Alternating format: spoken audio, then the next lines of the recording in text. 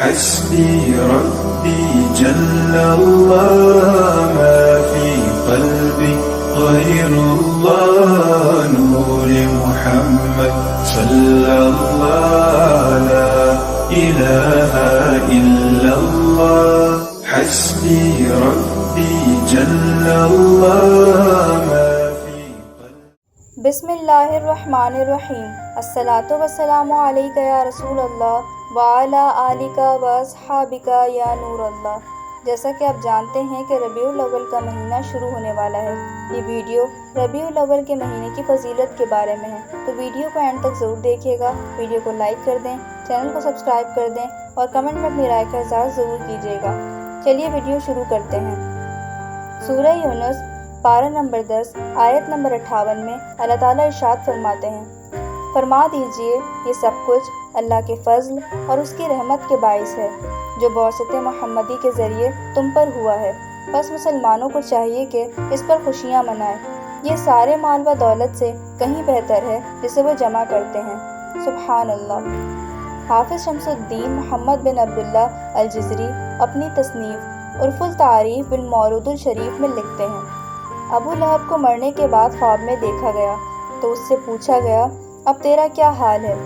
کہنے لگا، آگ میں جل رہا ہوں، تاہم ہر پیر کے دن میرے عذاب میں تخفیف کر دی جاتی ہے۔ انگلی سے اشارہ کرتے ہوئے کہنے لگا، ہر پیر کو میری ان دو انگلیوں کے درمیان سے پانی کا چشمہ نکلتا ہے جسے میں پی لیتا ہوں، اور یہ تخفیف عذاب میرے لیے اس وجہ سے ہے کہ میں نے صوبیہ کو آزاد کیا تھا جب اس نے مجھے محمد صلی اللہ علیہ وآلہ وسلم کی ولادت کی خوشخبری دی، اور اس نے آپ کو دودھ بھی پلایا تھا۔ سبحان اللہ۔ حضور نبی کریم صلی اللہ علیہ وآلہ وسلم کی ولادت باسعادت کے موقع پر خوشی منانے کے عجر میں ابو لہب کے عذاب میں تخفیف کر دی گئی، حالانکہ اس کی مذمت میں قرآن کریم میں ایک مکمل صورت نازل ہوئی تھی۔ تو امت محمدیہ کے اس مسلمان کو ملنے والے اجر و ثواب کا کیا عالم ہوگا جو آپ صلی اللہ علیہ وآلہ وسلم کے میلاد کی خوشی مناتا ہے اور آپ صلی اللہ علیہ وآلہ وسلم کی محبت میں حسب استطاعت خرچ کرتا ہے۔ خدا کی قسم، میرے نزدیک اللہ تعالیٰ ایسے مسلمان کو اپنے حبیب مکرم صلی اللہ علیہ وآلہ وسلم کی خوشی منانے کے طفیل اپنی نعمتوں بھری جنت میں داخل فرمائے گا انشاءاللہ۔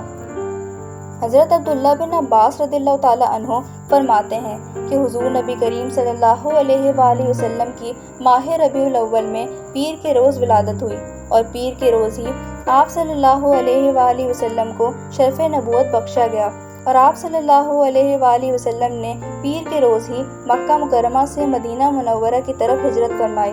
پھر پیر کے روز ہی مدینہ منورہ میں آپ صلی اللہ علیہ وآلہ وسلم کی تشریف آوری ہوئی، اور ہجرہ اسود اٹھانے کا واقعہ بھی پیر کے روز ہی پیش آیا۔ حضرت عثمان بن ابی العاص رضی اللہ تعالیٰ عنہ سے روایت ہے، وہ فرماتے ہیں کہ ان کی والدہ محترمہ نے ان سے بیان کیا، جب ولادت نبی کا وقت آیا تو میں سیدہ آمنہ رضی اللہ تعالیٰ عنہ کے ہاں حاضر تھی۔ میں دیکھ رہی تھی کہ ستارے آسمان سے نیچے کی طرف ڈھلک کے قریب ہو رہے ہیں، یہاں تک کہ میں نے محسوس کیا کہ میرے اوپر آ گریں گے، اور سیدہ آمنہ رضی اللہ تعالیٰ عنہ کے جسم اطہر سے ایسا نور نکلا جس سے پورا گھر اور حویلی جگمگ کرنے لگی، اور مجھے ہر ایک شے میں نور ہی نور نظر آیا۔ حضرت عبد الرحمن بن عوف رضی اللہ تعالیٰ عنہ اپنی والدہ محترمہ حضرت شفا بنت عمر رضی اللہ تعالیٰ عنہ سے روایت کرتے ہیں، وہ بیان کرتی ہیں، جب حضرت آمنہ رضی اللہ تعالیٰ عنہ نے حضرت محمد مصطفیٰ صلی اللہ علیہ وآلہ وسلم کو جنم دیا تو آپ صلی اللہ علیہ وآلہ وسلم میرے ہاتھوں پر رونق افروز ہوئے اور کچھ گریہ کیا۔ میں نے سنا کہ کوئی کہہ رہا تھا، اللہ تعالیٰ آپ پر رحمتوں کی برسات کرے۔ حضرت شفا فرماتی ہیں، اس وقت مجھ پر مشرق سے مغرب تک ساری زمین روشن ہو گئی، حتیٰ کہ میں نے شام کے بعض محلات دیکھ لیے۔ وہ بیان فرماتی ہیں کہ پھر میں نے آپ صلی اللہ علیہ وآلہ وسلم کو لباس پہنایا اور بستر پر لٹا دیا۔ کچھ ہی لمحوں بعد مجھ پر تاریکی روب اور لرزہ طاری ہو گیا، پھر میری دائیں طرف روشنی ہوئی اور میں نے کسی کی آواز سنی، تم انہیں کہاں لے گئے تھے؟ اس نے جواب دیا، مغرب کی طرف۔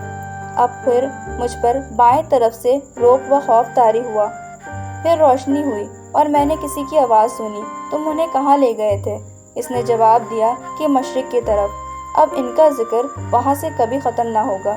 حضرت شفا فرماتی ہیں یہ واقعہ ہمیشہ میرے دل میں تازہ رہا، یہاں تک کہ اللہ تعالیٰ نے اپنے رسول صلی اللہ علیہ وآلہ وسلم کو بعثت سے سرفراز فرمایا اور میں سب سے پہلے اسلام لانے والوں میں سے تھی۔